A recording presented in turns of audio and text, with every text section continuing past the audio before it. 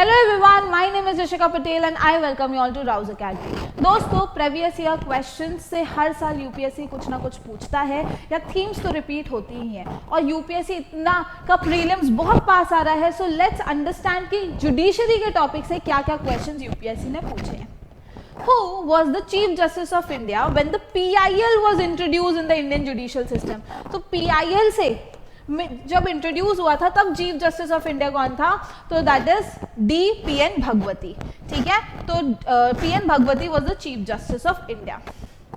Next question, consider the following statement. The parliament cannot enlarge the jurisdiction of the Supreme Court of India as its jurisdiction is limited to that conferred by the Constitution of India. That is wrong.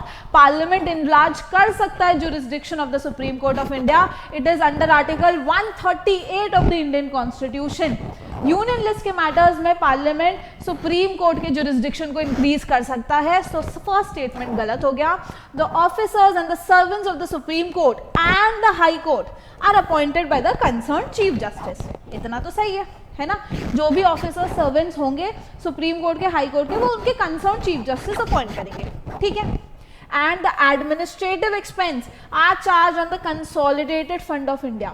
Supreme Court के जो officer administrative expense है वो तो consolidated fund पे charge होता है, लेकिन high court का administrative expense consolidated fund of the concern state पे चार्ज होता है, कंसोलिडेटेड फंड ऑफ इंडिया पे चार्ज नहीं होता। So the second statement is wrong. The first statement was also wrong. So the correct answer is D, leather 1 or 2. Next, there are 25 high courts in India. Yes, that is true.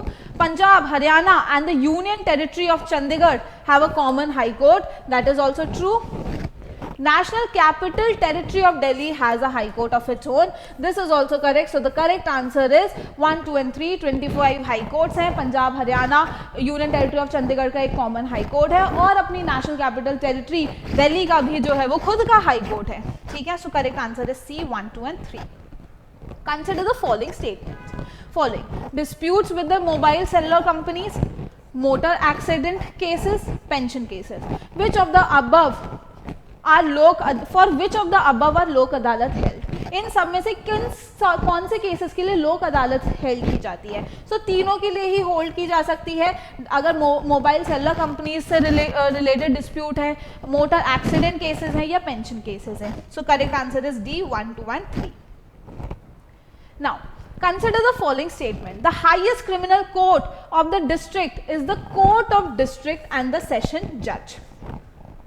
तो highest criminal court of the district जो है वो court of district session जज होगा।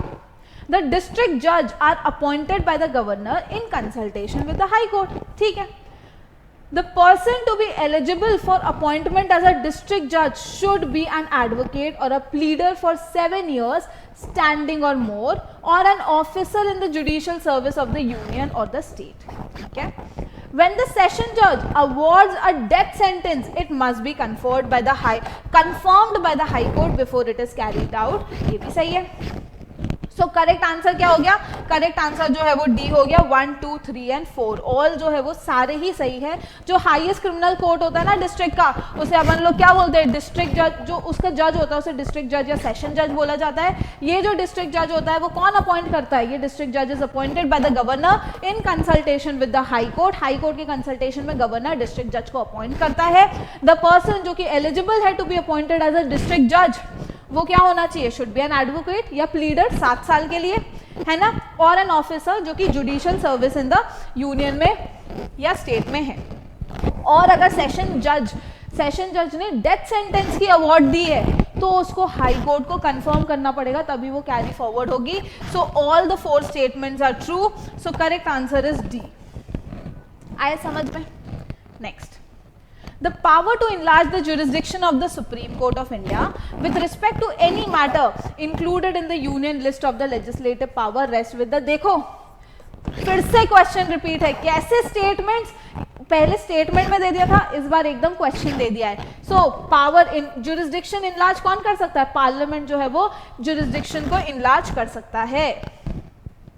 Which one of the following high courts has a territorial jurisdiction over the Andaman and Nicobar Islands? तो Andaman and Nicobar islands के ऊपर किसका टेरिटोरियल जुरिस्डिक्शन है? It is the Calcutta high court. ठीक है, तो कैलकाटा हाई कोर्ट का जो है वो टेरिटोरियल जुरिस्डिक्शन है अंडमान एंड निकोबार में. Factual question. Salaries and allowances of the जजेस of the high court are charge on the, तो उनकी जो सैलरीज हैं, अलाउंसेस हैं हाई कोर्ट के जजेस की, वो कहाँ पे चार्ज होती है? It is charge on the consolidated fund of the state, है ना, स्टेट के कंसोलिडेटेड फंड पे चार्ज होती है. It is B. Consider the following statement regarding the high court in India. There are 18 high courts in the country. अभी पूछा था इसके पहले 25 हाई कोर्ट्स, अब आ गए 18 हाई कोर्ट्स. 1 ऑटोमेटिकली गलत हो गया, खत्म करो. 3 of them have the jurisdiction of more than one state. ये भी पूछा चुका है ना, एक स्टेट से ज्यादा का जुरिस्डिक्शन 3 हाई कोर्ट्स के पास है. तो 2 सही है, 2 सही है. ए और बी में से कुछ होगा. No union territory has a high court of its own. अभी बोला था, इसके पहले का क्वेश्चन था, Delhi has the high court of its own, है ना. सो ये तो गलत हो गया, 3 गलत हो गया. 3 हटा दो भाई, ऑटोमेटिकली ए आंसर हो गया. 2 and 4. तो जजेस of the high court holds the office till the age of 62. That is true. So the correct answer is A. 2 and 4 जो है वो सही है. ठीक है, कौन से 3 हाई कोर्ट्स हैं? Guwahati, Mumbai and Punjab. Next, have the jurisdiction of more than one state. The Supreme Court of India tenders the advice to the President on the matter of law and fact. फिर से advisory jurisdiction of the Supreme Court पे question आ गया है. Article 143 का question है. तो ये जो सुप्रीम कोर्ट टेंडर करती है एडवाइस, वो खुद के इनिशिएटिव में एज इट इज क्वेश्चन छाप दिया है ना. अगर समझ आए तो एज इट इज क्वेश्चन है, पहले भी पूछा, अभी फिर से पूछा. Only if he seek such an advice. Yes, तो जब जो है वो सीक करी जाएगी एडवाइस, प्रेसिडेंट सीक करेगा एडवाइस, तभी जो है वो सुप्रीम कोर्ट क्वेश्चन आंसर जो अपनी एडवाइस टेंडर करेगी. ठीक है. थर्ड ऑप्शन क्या था? Only if the matter relates to the fundamental rights. ये भी एज इट इज स्टेटमेंट है जो गलत है ना. Only if the issue poses the threat to the unity. No, it is only if he seeks the such an advice. The concept of PIL originated in USA. USA में ये concept जो है वो PIL का originate हुआ था. Factual question है. Assertion reasoning का क्वेश्चन.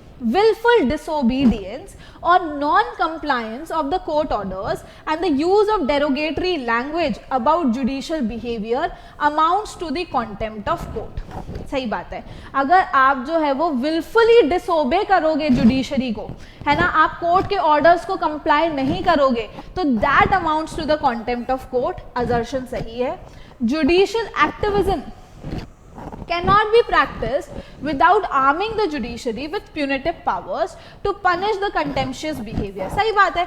अगर ये contemptuous behavior को punish करना है तो कुछ powers तो होनी चाहिए जुडिशरी के पास, कुछ punitive powers होनी चाहिए. उसके विदाउट ये judicial activism नहीं होगा. ठीक है. So both statement 1 and 2, A and R तो correct है, लेकिन R is not the correct explanation of statement 1. क्या इससे ये explain हो रहा है? नहीं, है ना.